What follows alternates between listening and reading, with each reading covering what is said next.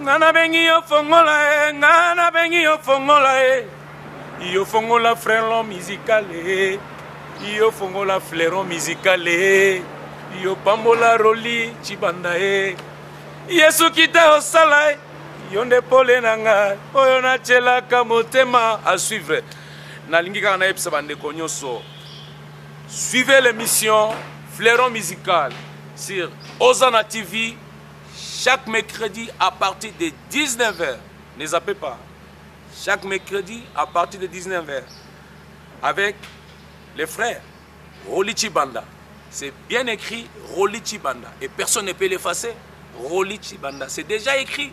Émission Fleuron musical,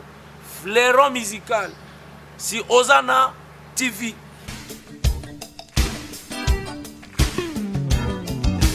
C'est votre humble serviteur, Matou Samuel, Papa Nategra.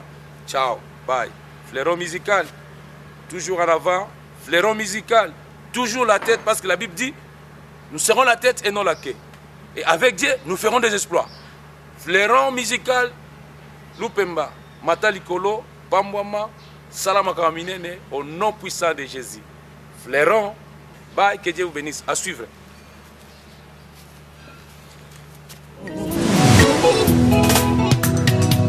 Oh, effacer un ba mauvais souvenir. Konzimananga e matilisu. Fleuron musical. Fleuron musical. Moufoate fleuron musical. Anjou la terna. Fleuron musical. Moufoate fleuron musical. Bonsoir à tous et bienvenue à Fleuron musical. Nous sommes encore une fois de plus très joyeux de vous avoir.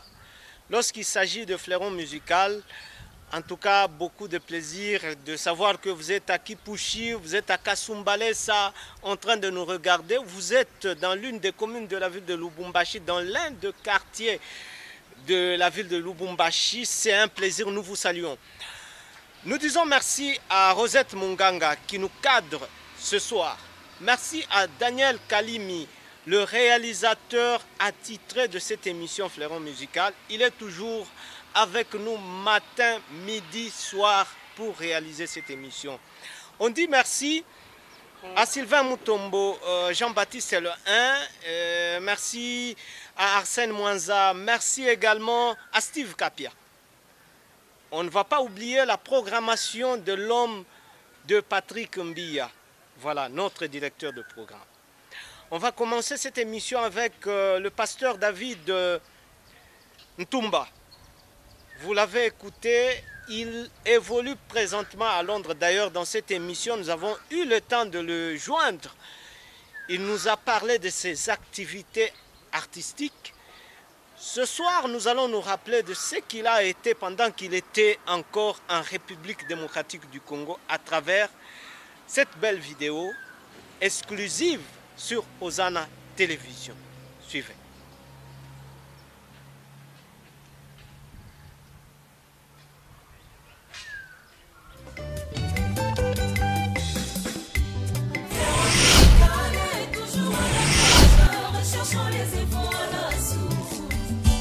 Zokande na bandi.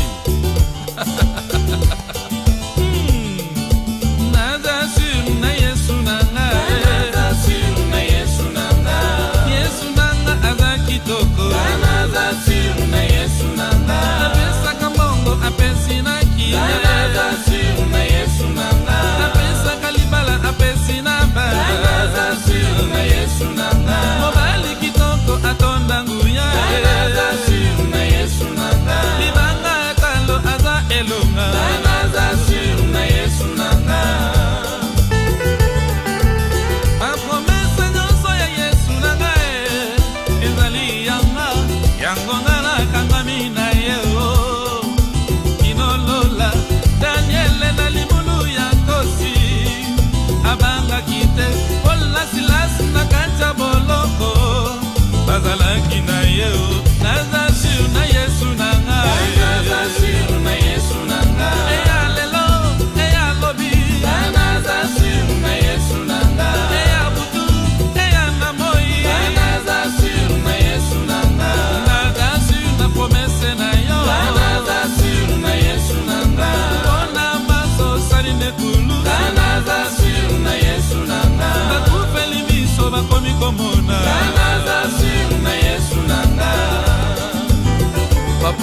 Christophe Mozungu zala sur na Yesu kobanga te.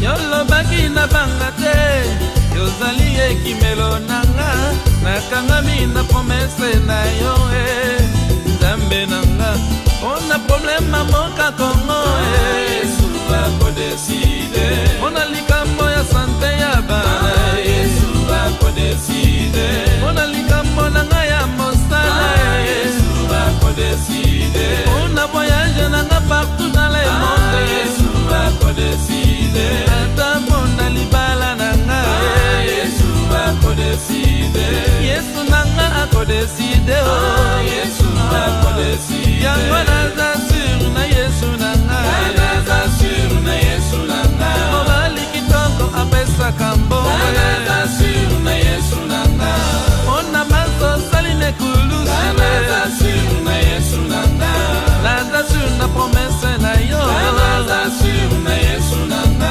bazanga kambongo bakomi na mbongwe naza sur na Yesu nanga baninga nanga itobeta maboko naza sur na Yesu nanga tombola Yesu kosi na yo naza sur na Yesu nanga naza sur na Yesu nanga naza sur na Yesu nanga Mère Kato Papa Mike Mutombo Ozala sur na Yesu. Pas d'hésitation, hein?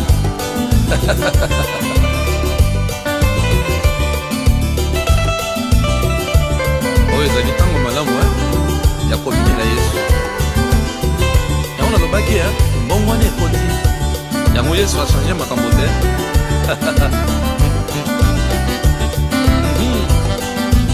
Soko obine awa te. Okobina lisusu wapi?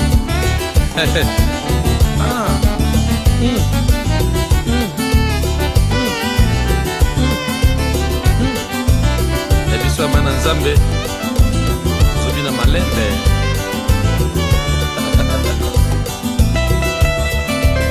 Papa Kalgo Mama Helene ozala sur na Yesu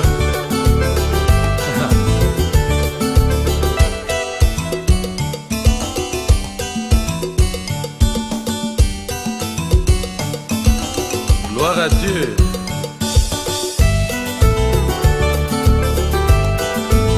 Maman j'ai tout nangai.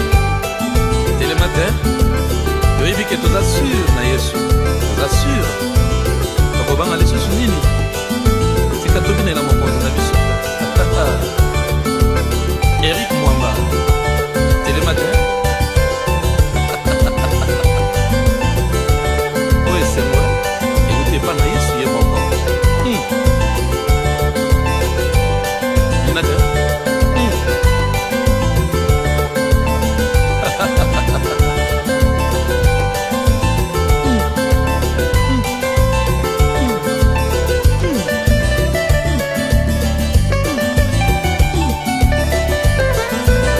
Yesu aza kitoko penza.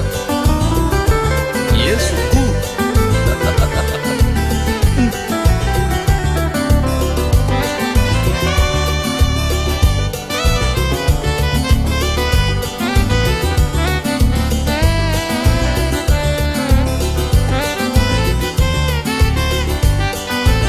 Papa Chibemba Chimpaka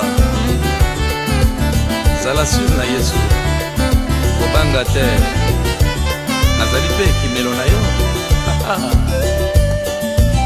Papa Laurent Batumona kobanga mopepe te Yesu azali ebongo yo Papa Frank tala makambo Yesu asali na bomoi na yo eloko nini okopesa ye kangama na ye libela oyo ezali musique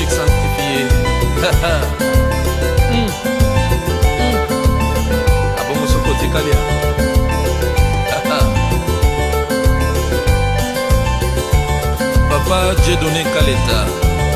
Ça la grâce Nzamba Salio. Yamuna lobi Telema Tobina Elongo. Photos assument na Yesu. Papa Boli. Omone simedakati na Yesu Yasuka te. C'était le pasteur David Ntumba qui nous a emballé ce soir à travers cette belle vidéo qui a fait beaucoup de plaisir à vous tous qui êtes en train de nous regarder ce soir. Nous disons merci au révérend pasteur Zachary Kabengele Mayamba qui est en train de nous regarder. C'est vrai, c'est toujours beaucoup de plaisir. On dit merci à toute la grande communauté de la nouvelle cité de David. Voilà. Qui nous regarde également. Vous êtes de la nouvelle cité de David. Sentez-vous saluer à travers Fleuron Musical. Nous allons vous passer les quelques programmes des artistes, programmes de leurs activités. Je voudrais quand même saluer le révérend pasteur David Ngoï, le prophète David Ngoï, qui est en train de nous regarder ce soir sur Hosanna Radio Télévision. Merci, à tout à l'heure.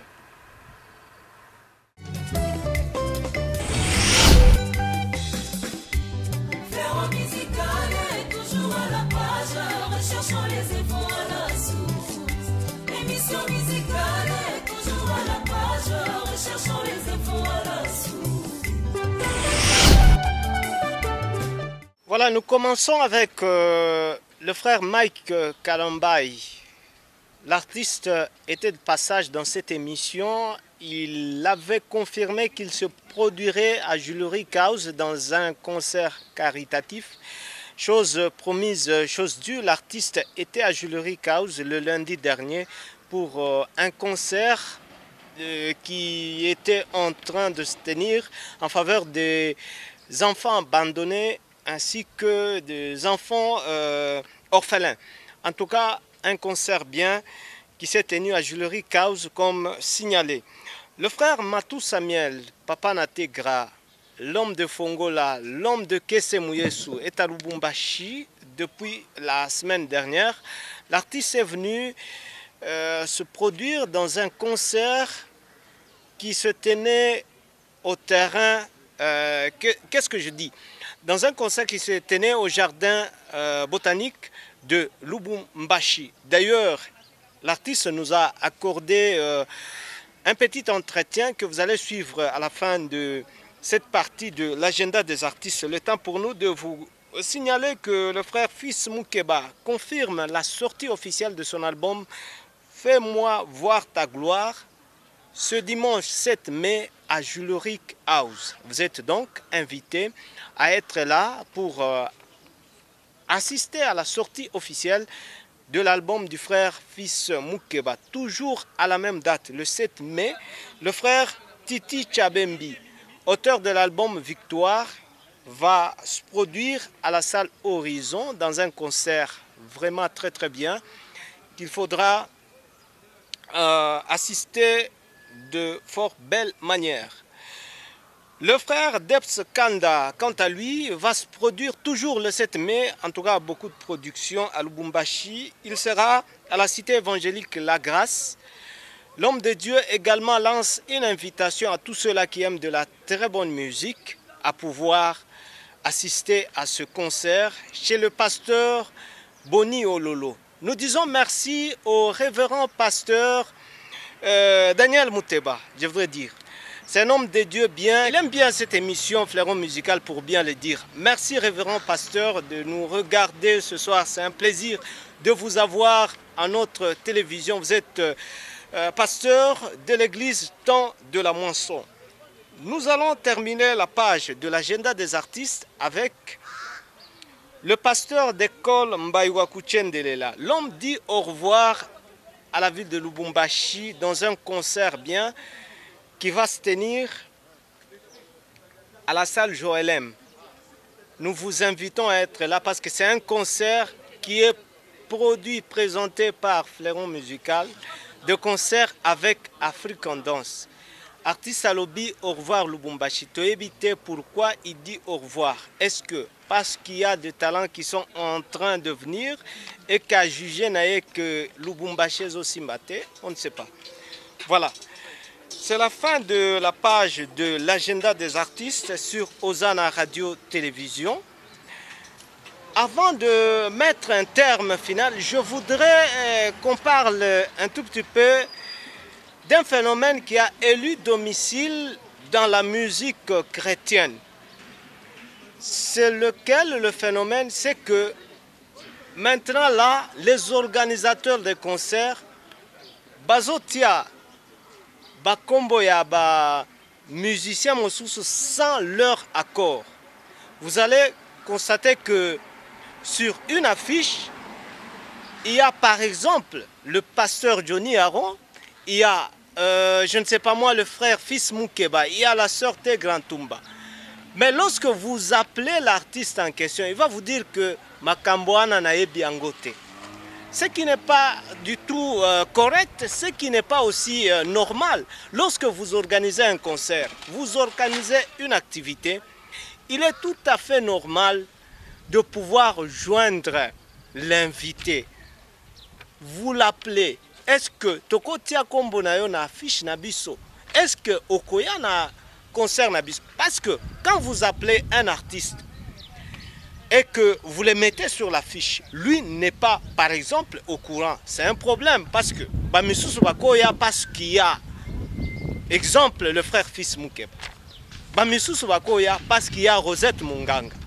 Alors, dès lors que Botieye et qu'il n'est pas là, ce n'est pas du tout un respect envers cet artiste-là. C'est la fin de cette page de l'agenda des artistes sur Osana Télévision. Je vous propose donc pour terminer cette interview que nous a accordé le frère Matou Samuel, qui est déjà à Lubumbashi et qui s'est produit, comme je l'ai dit, au jardin botanique ici à Lubumbashi.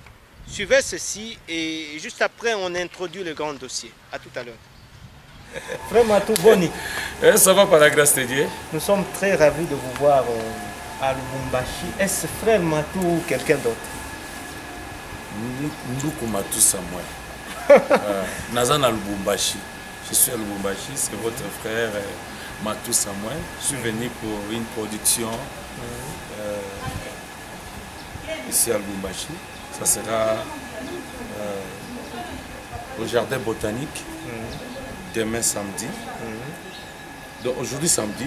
Aujourd'hui samedi et demain dimanche. Oui. Donc c'est à partir de 16h jusqu'à 19h. Vraiment, Zamba Osala Bisobola. Frère Matou, hormis ce programme, est-ce que vous appelez à moi programme pour bénir le public de Lubumbashi? Parce que tu as quand même Kala. Oui, Tozali. Boyoka ki album baba. Yonde pole nanga, oyo na chelaka motema. Yonde mwina nanga. Nzela oyo na bilaka nakokende lisusu wapi boyoka yango boyoka banzebo na bolingo na yo banzemwa ngana bengi yo fongola ngana bengi yo fongola yo fongola Lubumbashi pour le moment c'est possible. Mais pour le moment maintenant c'est oui c'est possible que yo moko yebike makama ikulusut nanjo mana mina kuimbia sayote kumaisha yangu. Je vois déjà le frère Matou sur le podium. Hein? Oui. C'est déjà écrit, donc tu sais qu'on peut pas on est déjà là. Frère Matou, avant de terminer tout bétanan moi du solo par rapport à oui c'est possible. Les endémiques. Oui c'est possible, ça va. Oui c'est possible d'abord parce que Jésus-Christ est là. Et si Gaïe Soazali, tout est possible. Il n'y a pas d'impossibilité. Si Gaïe Soazali, voilà pourquoi dans l'album, oui c'est possible. C'est possible, les motos, c'est possible. Il y a un problème. Tu es condamné par la pauvreté, célibat, il y a des problèmes de malédiction, de condamnation dans la famille. Mais c'est possible, il y a un problème. C'est possible, alors le col là, la Pâques. Pâques, ils allaient délivrance. Ils allaient pas qui tant de célébrer Jésus-Christ, la résurrection, délivrance. Donc, nous avons azobibisa mutumoko, ko ressusciter bomo ya mutumoko qui condamné. Nous avons délivré bomo ya mutumoko tant de témoigner Pâques, c'est la délivrance. Mutu abimi o yazana kati na kunda ko statolate.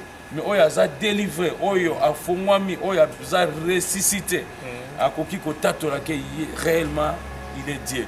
Voilà pourquoi nous avons un album. Oui, c'est possible bima na malédiction, c'est possible bima na célibat, c'est possible bima na maladie des autres, c'est possible bima na condamnation à famille, à kindoki, il y a monde à ténèbres. Au témoigner, Jésus-Christ c'est Seigneur, il est Dieu. Voilà l'album. Oui, c'est possible. Oui, c'est possible. Ils ont quand même un titre moi et belé ils ont les cas pour confirmer que. Mais on sent quand même que c'est toujours le frère Mantou. Oui. Malgré qu'il est en train de vieillir, il est toujours le même. Roli. Azolo baraka banduka zo baraka na komi paka. Elo kaza pesa la kimpaka te. C'est vrai? Mon gongo eza moko wana elongi. Moko wana. On comprend bien. Mafuta ya nzambe. Soko za mafuta ya nzambe. C'est vrai, tout ça, là, nous avons fait le chemin de la musique chrétienne. Je suis parmi les pionniers, autobani musique chrétienne. Tout le monde, génération et bimi. Nazaka fier. Il y a parmi la génération à Kala, les frères Matou est toujours là. Donc, tu as que génération à Kala, nous sommes koufa. Pas de problème, nous avons bengi bango. Mais Matou Samuel, naza ko exister le 35 ans na kati ya musala oyo nyonso ba bimi ba leki pa na biso ba génération donc biso ba génération na biso il faut compter les frères Denis Ngonde même génération couple Bouloba le couple Bouloba ba wana nde ba génération ya biso ya ba kolo ba frère Mente ce sont des grands frères bango ba bimi si ba biso to Kolanda ba frère Mente ba bimi je crois 4 5 ans après biso to bimi.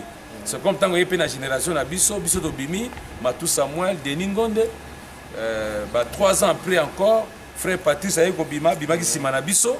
Et après, tu y a des défunts, Alain Molo, tu Bimi, tu moni Marie Missamo Bimi, tu moni Lord Mbongo, et tu y a José Nzita.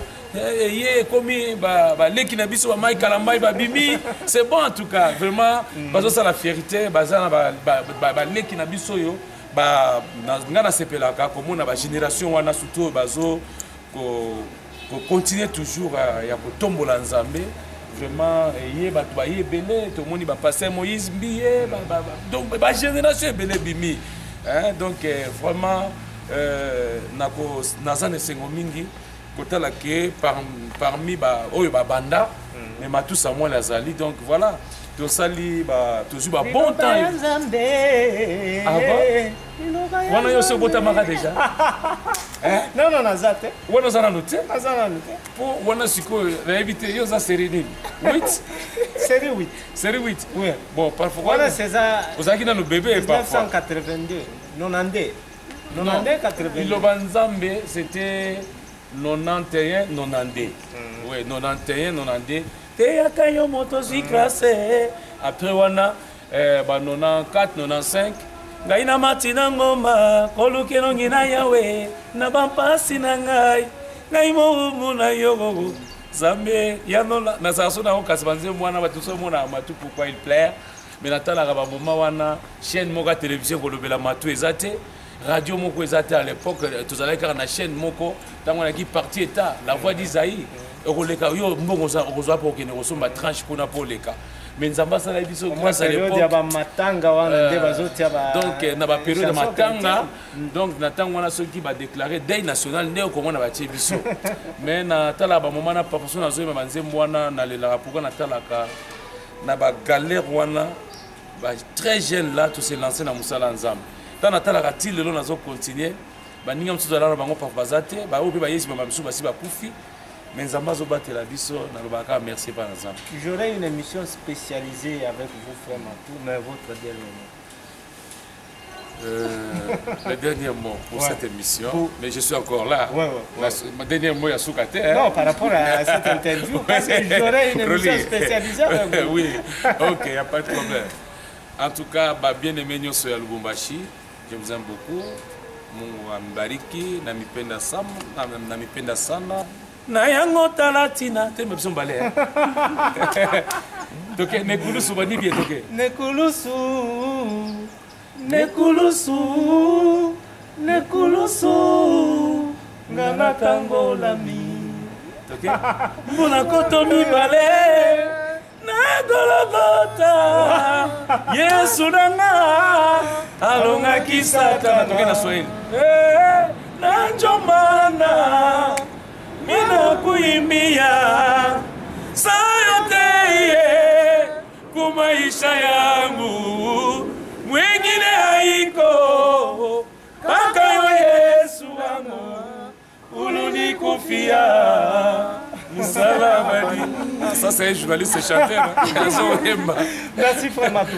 Merci en tout cas, que Dieu bénisse.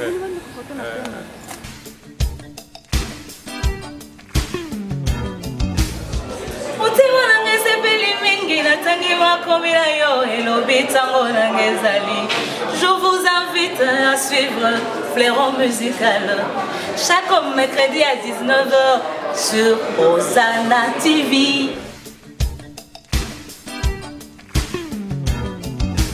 Bien-aimés dans le Seigneur, c'est votre servante, la sœur Georgette Kefa Moussami Lopane Sokil encore.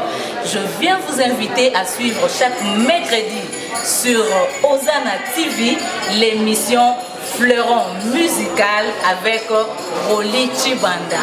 Ne manquez pas. Après cet élément, très chers téléspectateurs, du frère Matou Samuel qui nous a accordé cette interview, il est à Lubumbashi, il faut le dire. Même après ce concert, il continue à être à Lubumbashi. On ne sait pas s'il va se produire encore. Là, nous aurons toujours le temps de vous le dire dans cette émission. Je vais aller chercher pour vous le frère Fils Moukeba et son groupe. Il se produit ce dimanche à Juleric House. Un concert bien. Nous vous invitons d'ailleurs à être là. À tout à l'heure.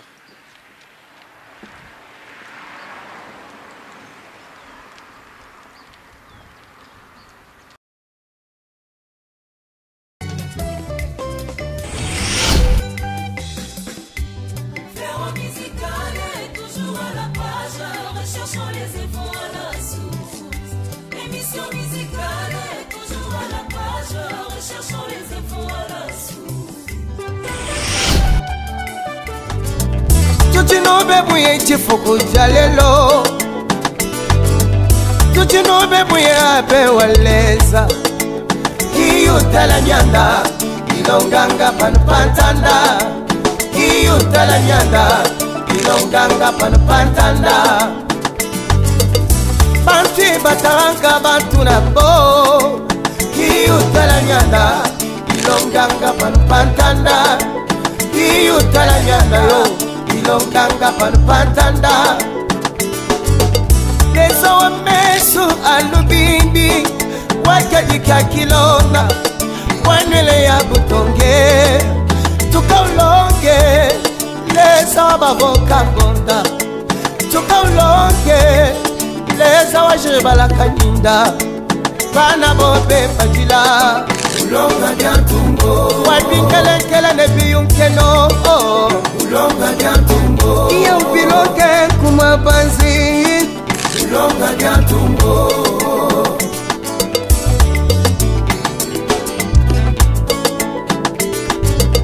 Tumbo yobe mwana waleza Tumbo yobe mwana waleza Kiaba kiba wana Tumbo yobe Kufine kudila kwani Tumbo yobe Abe mukomo mubya kulonga Tumbo yobe Kesa wangulu yonso Mulopo wa balopo Bante ba muntanda bala mukanga Obe kwa la mukanga Juba ni kwenshi bya la mukanga Obe kwa la mukanga Bambutila ba mutu bala mukanga Obe kwa la mukanga Shiwi samba ulonganga leza Shiwi samba ulonganga leza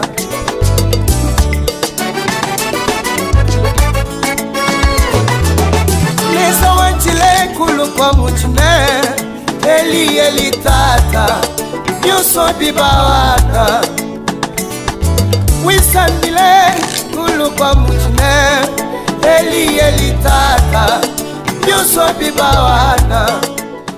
Voilà, c'est le grand dossier et je reçois ce soir, très chers téléspectateurs, comme on l'a annoncé, le frère Fils Moukeba et son groupe qui a un concert ici à Juluric House, derrière moi. Concert pour la présentation officielle de l'album Fais-moi voir ta gloire. Un bel album qui fait déjà ses preuves à travers le titre Les Awa Bingelengele. Bonsoir mes frères. Bonsoir. On commence par la présentation. Vous, c'est le frère Moukeba et mon frère là-bas. Cédric. Voilà. Mon frère. Florent. Mon frère. Victor. Vous allez bien, hein? Nous allons bien. Alors, nous allons parler de cet album qui va sortir, bien évidemment, le 7 mai à Juluric House, derrière nous. On peut savoir, frère, fils, préparatif, il y a sortie officielle les Zambé. Préparatif, c'est bien. Tozo sala ba répétition. La répétition, tu bandit déjà au sala. Tozo préparé maramosusu na Saint-Esprit à Ozala pour na kosali sabiso. Album, c'est Fais-moi voir ta gloire. On revient d'abord sur le message. Hein? Message ligne za na kati album. Message za na kati album. Nazu na Exode de lobby Moïse azo yebisa Nzambe. Nzambe, Dieu, tu m'as fait grâce. Fais-moi voir ta gloire. Mon frère, l'album Fais-moi voir ta gloire a combien de titres? Vous faites aussi partie des personnes qui ont quand même concocté cet album. Il y a 6 titres. On peut en savoir plus? Tozana Les Awa Bingelengele. Tozana Fais-moi voir ta gloire. Tozana Nzamba Motema Malamu. Tozana na Suka Boyete. Tozana Les Amulami Mouyampe. Tozana Chinde Chindi Swadi Nzambe. 6 titres Zana Kacha. Nous allons écouter Les Awa Bingelengele parce que c'est une très belle chanson. Je vais d'abord sortir mon chapeau. Voilà, Toyo Kango pour le plaisir de tous nos amis qui nous regardent ce soir.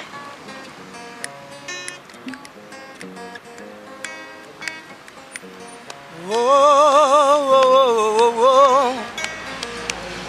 Oh, oh, oh, oh, oh, oh. Shakapanga wa mulo wabiyunkeno, shakapanga wa mulo wafani nwe kuto chibwe, shakapanga wa mulo lezawa miwa bukomo, shakapanga wa mulo iye sanji wa bana, shakapanga wa mulo tanda ibate mane mujilo tunyenke menanga kwenye tata lezawa mulo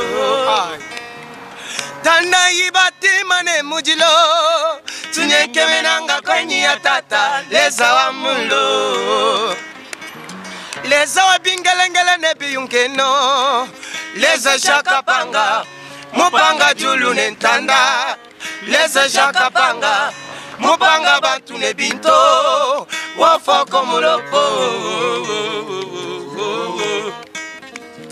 wabingelengele ne biyungeno leza shakapanga mupanga julu nentanda hey. Leza shakapanga mupanga bantu ne binto wafoko mulopo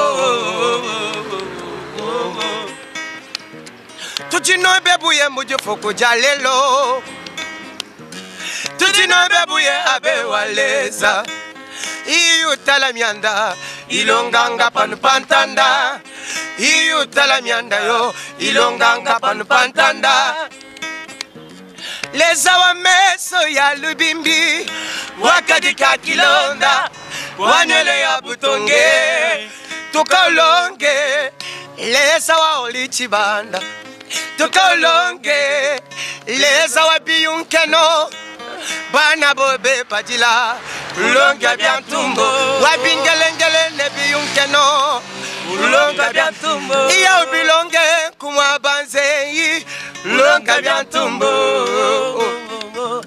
kiaba kiba bwana jalelo kiaba kiba bwana wetuleza bana bobe pajila bya bulanda leza mukomo tujino bebuye jalelo iya ushika tatata tukane bukomo bobe kiabaki bawana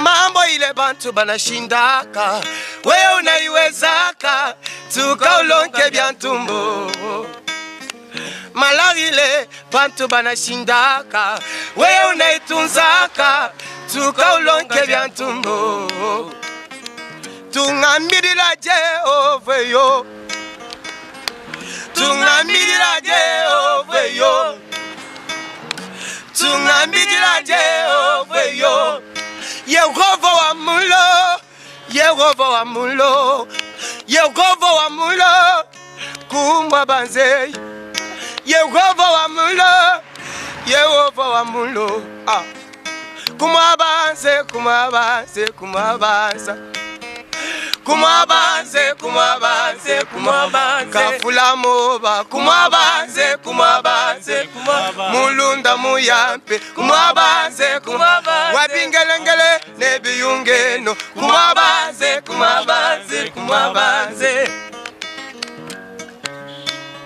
yepowe Zambia kwambila bantu yepowe Zambia kwambila bantu chinji chimweza nchinganyi Zambi wanyu chinji chimweza nchinganyi memeo tubanda kumikuna mema kubanda Nzambio tulala kubitanda mema kulala Nzambio janyi jikenga jishala jamulansilansi lwanyi lutatu lushalaka nindekelu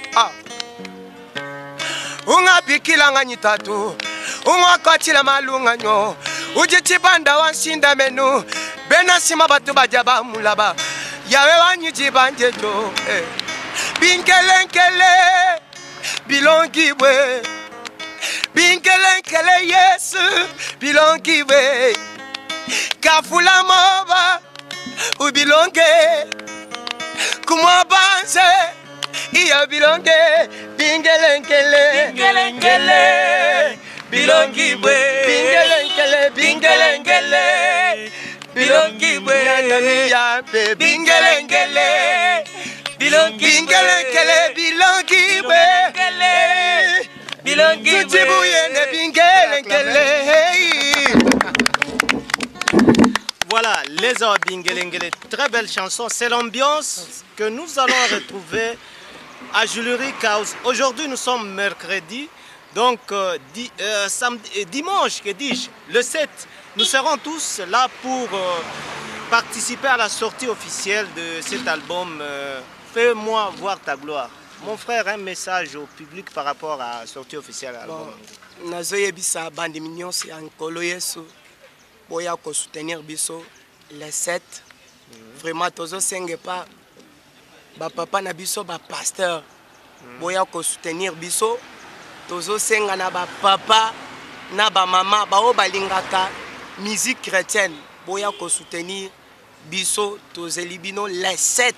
Les 7 vraiment dimanche oyo les 7 de 14h30 jusqu'à 19h30. Venez nombreux pour nous soutenir. Nous serons là et le Saint-Esprit doit nous assister. Bon, now maintenant 16h45 déjà. 16h45. Mon frère, un message au public. Bon, a bengi donc ba musicien chrétien, ba frère en Christ, ba maman nyoso o bazolanda biso. Na pourquoi lelo que dimanche il y a les 7. Donc Europe la moto na Jewelry House miracle pour Salema. Donc na adoration ya mokolo wana donc ata soko zobela ozwa guérison. Boya ebele eza billet na 5000 francs. Yo yara na les 7 na Jewelry House ozwa le biko. Ata soko zana mwana zobela yara na ye. Tosambela, torobondela et puis toyemba zamba osunga biso. Et puis frère fils nazongeli masolo mwamuke. C'est que tango yo yembaka je vois qu'il y a des personnes qui sont en train de tomber. Hein, ba misu bazo kweya finalement ozalakana kisi ou bien zanini. Te nazalakana kiste eza assistance à Saint-Esprit. Na bondelaka. Parce que par exemple, j'étais dans votre église un certain dimanche. Dans mon maman moko kwei Finalement, je n'ai rien compris. On dirait que frère fils Azana Makamomosus. Non, non, ce n'est pas par ma force, mais c'est pas la force du Saint-Esprit. Au bon de la Camille. La bonne de la race. So, yoki mon intercesseur. Mon frère, un message aussi au public. Nous tenons toujours à vous demander, peuple de Dieu de la ville de Lubumbashi, c'est de Kasumbalesa, c'est de Kipushi, de la commune de la Kenya, de Kamalondo, de la Roachi. Venez nombreux ce dimanche ici les 7. Dieu va nous assister. Nous serons là pour louer, adorer ensemble avec vous. Les billets c'est à 5 000 francs seulement. C'est bon.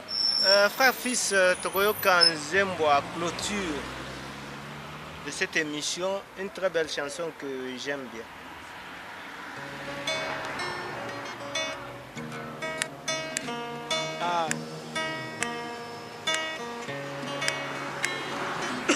Mokolonga na chela motema epana Yesu Masia yene fololo ya motema nanga ata mokile boyi kondima ngana kondimela ye yene ano ya mituna nanga ata fami eboyi kobondela ngana kobondela ye yene oyo ngana chela ka motema Zamba motema malamu Zamba motema malamu Yemba nzambo yo Zamba motema malamu Zamba motema malamu Zamba salakana motema malamu Zamba motema malamu Zambe malamu Zamba motema malamu Lokoti Yaba wakami Yesu Zamba motema malamu Zambe na bomoy Zambe na bomoy Zamba motema malamu Alléluia, Alléluia, Alléluia. Tukuangalia mapendo ya Mungu pa maisha lako. Mapendo ya Mungu haina na mwisho mama. Mimi naona bengine bashakufa. Wakumbingu anakatana na weye. Bengine bako ndani ya magonjwa. Wakumbingu anakatana na weye. Se beko ndani ya tuburi. Wakumbingu anakatana na weye. Kulala na kulamuka nata kwa nguvu lako roli. Ni kwa neema ya Bwana. Kuzala batoto hainata kwa nguvu lako mpendwa. Ni kwa neema ya Bwana. Ule Mungu ni wakupe nini papa? Ule Mungu ni wakutolea nini? Mchungaji wangu wakupe nini? Ule Mungu ni wakutolea nini? Oya lokotinga na fulu Yesu apesi ngai bema ya bamoy yemba sambo yo Zamba motema malamu Zamba motema Zamba motema Zamba motema malamu Oya lokotaka moto na fulu Yesu Zamba motema malamu Zamba ya tambolaka na tango Zamba motema malamu Na mokili kochela moto motema jamais oli Motema chela ka Yesu Masia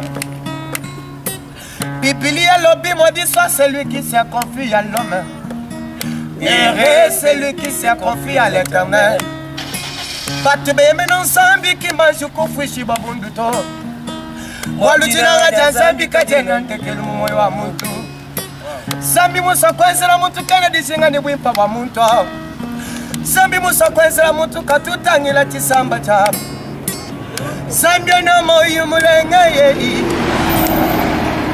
Sambi na moyo mulenge yei Yepowe Sambi na moyo mulenge yei Yepowe Sambi na moyo mulenge yei Mundisi wangeyo Sambi na moyo mulenge yei Sambi kayao Sambi na moyo mulenge yei Muntu chibwa kunangalelu balunchi mupesha falang Muntu chibwa kukunangalelu balunchi wendela mo masini mulunda wa kati mwana tinanga jakananga mema nsambi ya moi mulenge wani mema nsambi munanga mema chanana musanga nangene nimbonja nsambi kuna musanga nangenda lwa makasa nsambi kuna musanga na chicha kulata nsambi kuna musanga na chimwaba wa kulala nsambi kuna bolingo ya nsambe elekeli motema na ngai bolingo na nsambe elekeli mabanzo na ngai alokoti nga na fulu apesi nga pema alokoti nga na potopoto apesi nga tina ebele bauta mbuzi mai likolo ya chamujimu lelo nzambe apesi bango tina na mboko yo ebele bauta mbuzi mai likolo ya mituka lelo nzambe bomoi apesi bango tina nazalaki nani liboso ya miso ya bato moto pamba rejeté abandonné dans la famille rejeté oh sama motema malamu apesinga tina bolingo nzambe elangwisi motema na ngai yango nayembi nzambe ya moi mulenga yepowe nzambe na moi mulenge yepowe nzambe na moi mulenge ya babwakami nzambe na moi mulenge olokoti ya fulu yesu nzambe na moi mulenge. On peut acclamer. Nous allons nous tenir debout. Voilà, c'est l'ambiance que nous allons découvrir ce dimanche derrière nous à Julerie Cause. Votre dernier mot. Mot de la fin par rapport à cette émission. Ouais, ouais. Nazo senga kaka et papa tu nyonso tout ba auditeur nyonso na ba auditrice o ba yoki biso na pokwa lelo boya ko soutenir biso en tout cas tozo senga ba papa tozo senga ba mama ata komona biso tozaba na te o ezak na kati na biso nde esali biso potoko ma ba mikolo. Ne faut pas donner confiance à nos parents. Il faut donner confiance à ce qu'on a. On a le Saint-Esprit, on a ce que Dieu nous a donné. Tozo benga bino boya ebele na Julerie Gaz 5000 francs eza eloko pamba devant la présence de l'Éternel. To bengi bino boya ebele ko soutenir biso. Voilà, c'est la fin de cette émission, très chers téléspectateurs. Le dimanche, nous serons tous ici. D'ailleurs, nous allons vous précéder. Nous disons merci à Daniel Kalimi, le réalisateur de cette émission, Rosette Monganga. Merci à Sylvain Mutombo. Merci au révérend pasteur Zachary Kabengele. Voilà. Nous disons également merci à la coordination du professeur Jean-Marie Kanda, sans oublier la supervision du monsieur Emmanuel Kabamba. On se retrouve donc le dimanche, ce dimanche, à Julerie Cause, derrière nous. D'ailleurs, nous y entrons pour votre bonheur. Bye bye.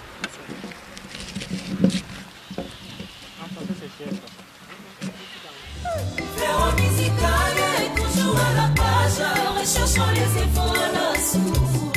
Émission musicale est toujours à la page. Recherchons les efforts à la source. Émission musicale. Émission musicale. Émission musicale.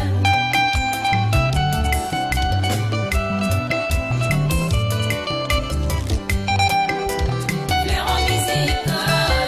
Baptista Katanga. Tusifunu Hosanna Hosanna watoto wa Katanga tusifunu Hosanna